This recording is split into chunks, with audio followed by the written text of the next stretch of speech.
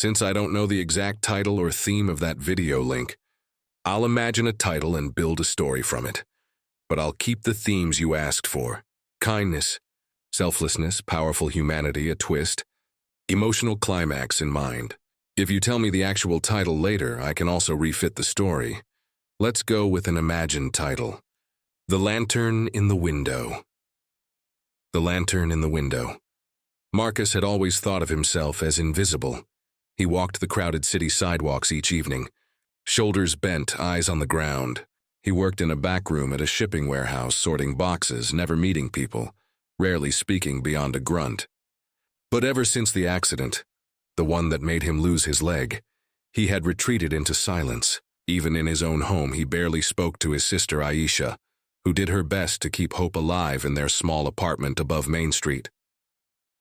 One winter evening, he noticed something unusual as he came home.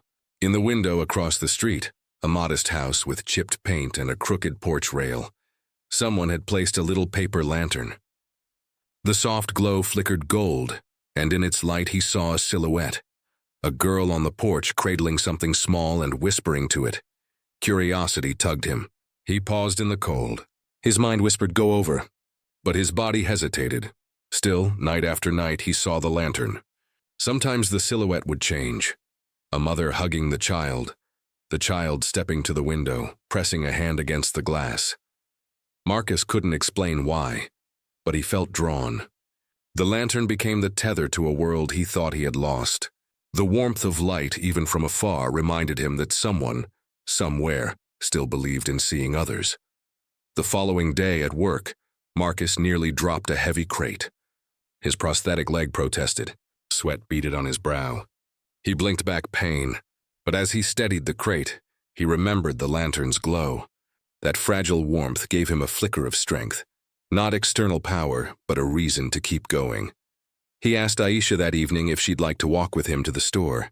She brightened immediately and they went. The streets were icy. He moved slowly, steadying himself each step. As they passed the window with the lantern, he pointed it out for her. She gasped and said, "It's beautiful." A soft connection formed. They stood in silence watching the little candle glow. Marcus felt a lump in his throat. Over the next days, the lantern's light became a nightly ritual.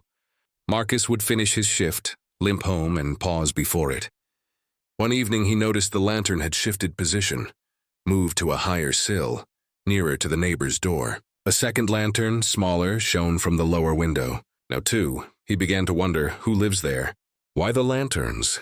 Is someone sending signals or simply lighting hope? On a Saturday morning, Aisha persuaded him to walk over and knock on the neighbor's door. Their footsteps echoed in the snow-cracked street. Marcus's heart pounded. Aisha squeezed his hand. "We'll just say hello."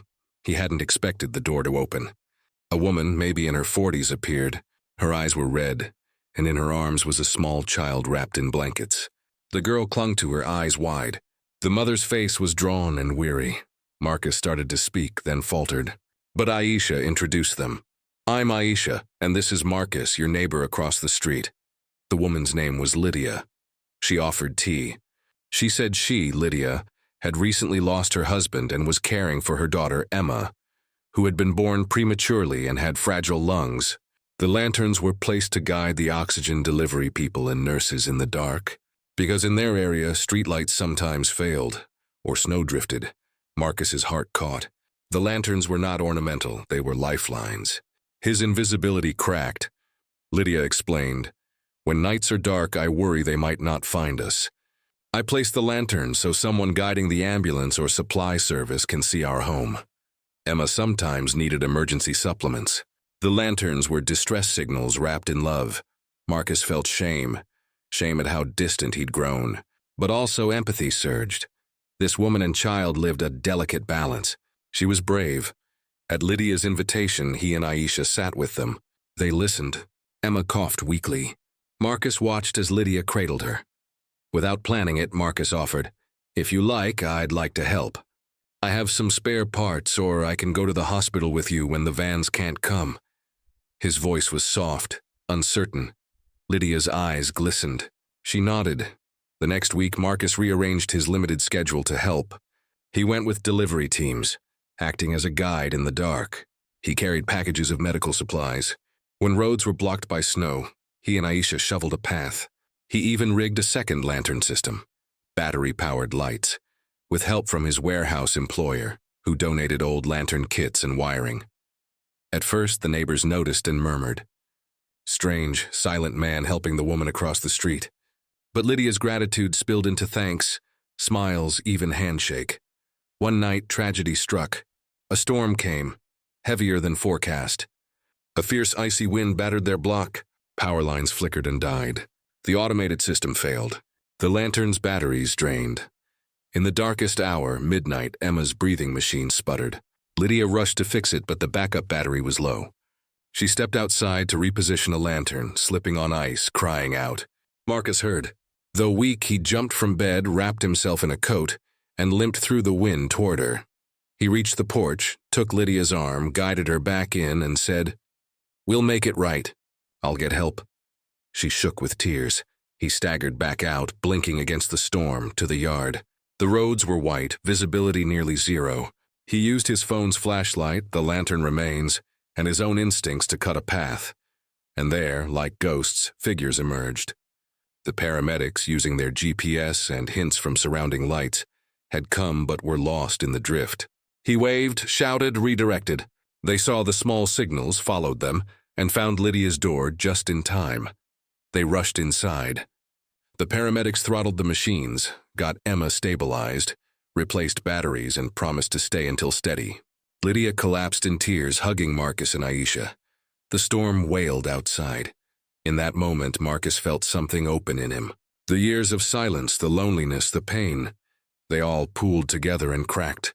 He realized how fragile life is and how much one person's tiny act, placing a lantern, guiding a path, could change everything.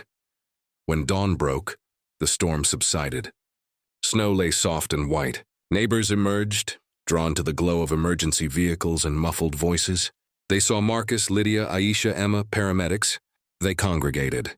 The neighbors whispered, He saved her child. He walked through storm. He risked himself. One older man, Mr. Grayson, who lived 2 doors down, approached Marcus. He put a hand on Marcus's shoulder and said, You are not invisible. You are our light. That night, Lydia lit every lantern in the windows. From the corner house, from his own window, from Aisha's room, they all glowed, a city block of lanterns. And beyond, the neighbors lit candles. Soon their street became a river of light in the darkness. Marcus walked with Aisha down the block. He looked at the flickering lights and heard neighbors' voices, laughter, tears, gratitude. A child across the way waved at him. He waved back. His heart swelled so big he thought it might burst. Lydia and Emma stood at their window. Emma's tiny hand pressed to the glass.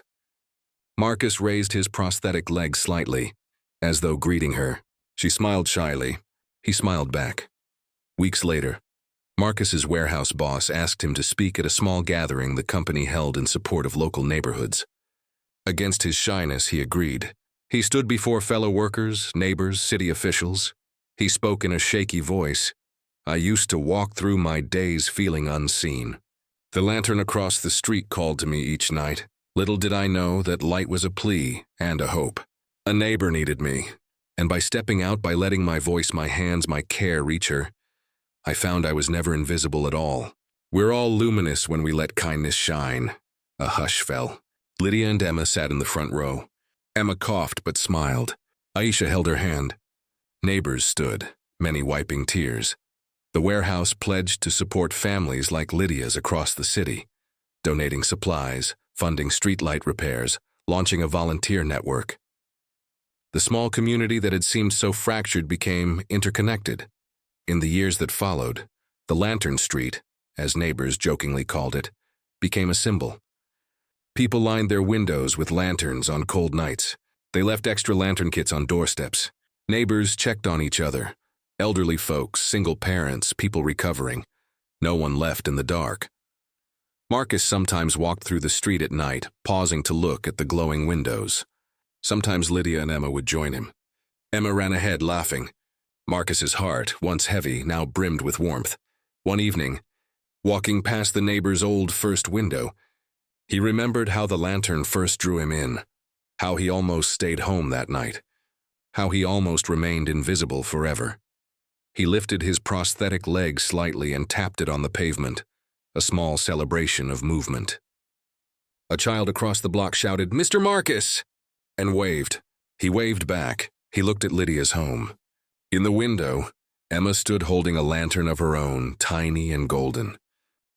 Marcus whispered to himself, "You are never truly unseen if someone cares enough to light a flame," and the lanterns shone on, reminding every soul on that block and beyond that one act of compassion can turn darkness into light. If you like, I can rework this to match your video's actual title and themes, if you tell me, or trim it to exactly 3,000 words. Do you want me to adjust it further? Absolutely. Let's continue the story from where we left off. This second part will deepen the emotional journey, showing how Marcus's act of kindness ripples outward and transforms not only his community, but his sense of purpose and identity. It will bring closure with a powerful, cinematic, emotional ending, still in that warm, inspirational tone meant to uplift and move the reader. The Lantern in the Window, Part 2, The Light We Leave Behind. The winter melted into spring. Snow gave way to rain, and rain gave way to life. Tiny buds bloomed along the cracked sidewalks of Lantern Street, and the paper lanterns, once needed for emergency light, now hung as symbols of gratitude. Children painted them with hearts and stars. Couples wrote wishes inside. Every evening when the sun dipped low, soft glows filled the windows, not out of necessity but remembrance. Marcus found peace in those quiet walks beneath the golden light.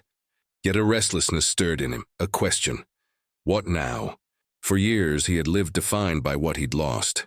His leg, his confidence, his place in the world. But the storm had shown him that he still had something greater. His hands, his heart, his purpose. So when Lydia approached him one afternoon, her voice bright but her eyes serious, he listened closely. "Marcus," she said, "Emma's doctor recommended a new therapy. It's expensive, and the travel's hard. But she could recover faster, breathe stronger. I just don't know how to make it work." Marcus didn't answer right away. He looked at Emma, now sitting on the porch steps drawing in a sketchbook. She had grown stronger, her cheeks pinker, her laugh louder. But he could see the weight still in Lydia's eyes, the constant calculation of bills, distance, risk. He nodded slowly. "Then we'll make it work, one way or another." That night Marcus stayed awake thinking. He opened his old toolbox, the one he'd carried to every job before the accident, and pulled out a folded flyer. Years ago, before his injury, he had studied to be an electrician. Life and loss had made him abandon it. But the thought came to him like a spark. Maybe if he finished that dream, he could build something better for families like Lydia's. He enrolled in night classes. At first, it was terrifying. He was the oldest in the room, the slowest with theory, the only one who walked with a mechanical limb that clicked softly with each step. But when doubt whispered, he thought of Emma's small lanterns. He remembered Lydia's trembling hands that stormy night. He remembered Aisha's proud smile. Each memory became a light guiding him forward. Months passed. The street bloomed with new energy. Aisha started a small community kitchen, offering meals every weekend for anyone who needed warmth or company. Lydia helped organize a neighborhood safety program. Children painted murals on fences, scenes of stars and lanterns and the words, "You are seen." And Marcus found his rhythm again. He passed his certification exam, began working part-time with an electrical repair crew, and soon, his idea took root. He called it Project Lantern, a volunteer initiative to install solar-powered emergency lights for low-income homes, senior citizens, and single parents. His employer donated old panels. The city granted small funds.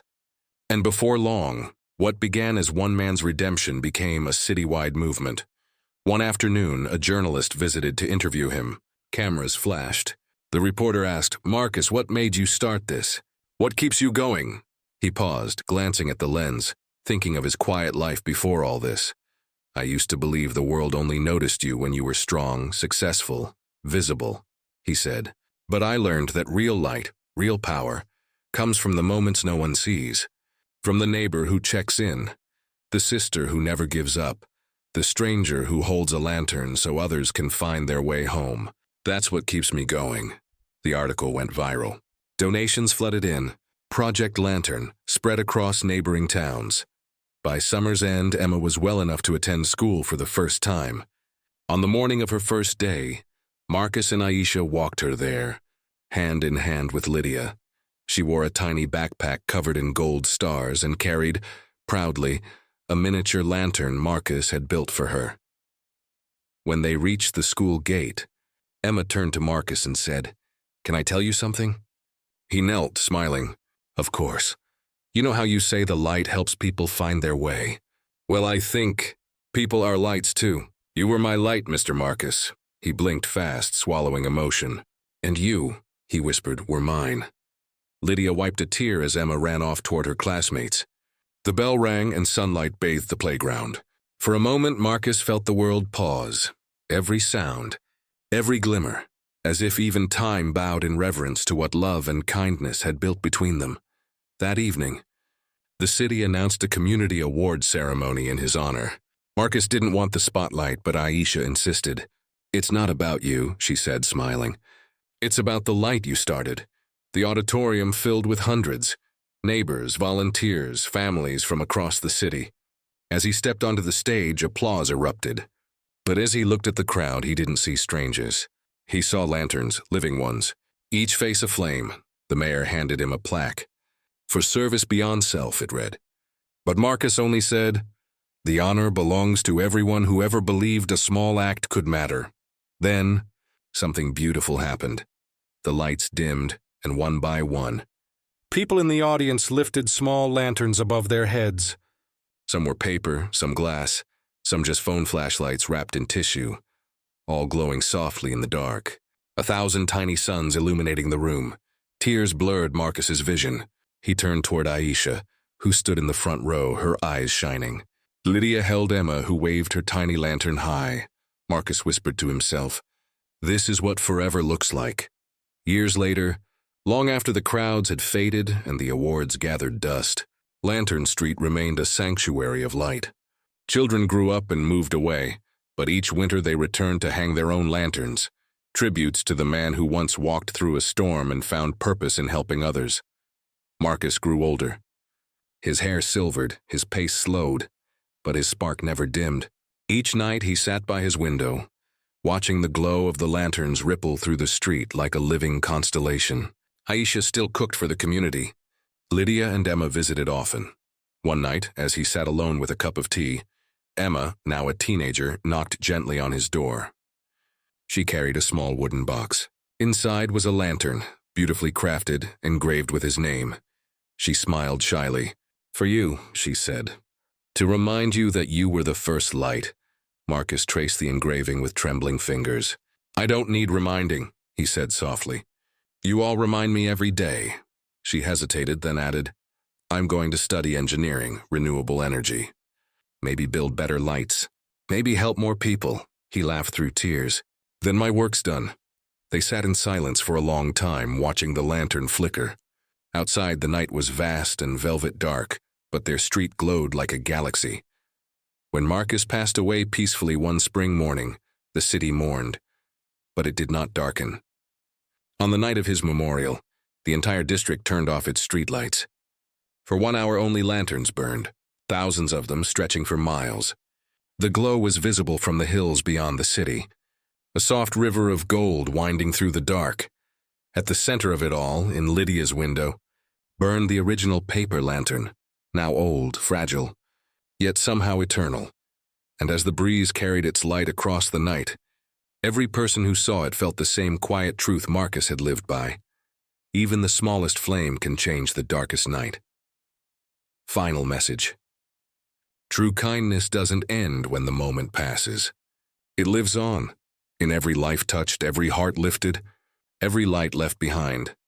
Because when one person dares to care, the whole world shines a little brighter.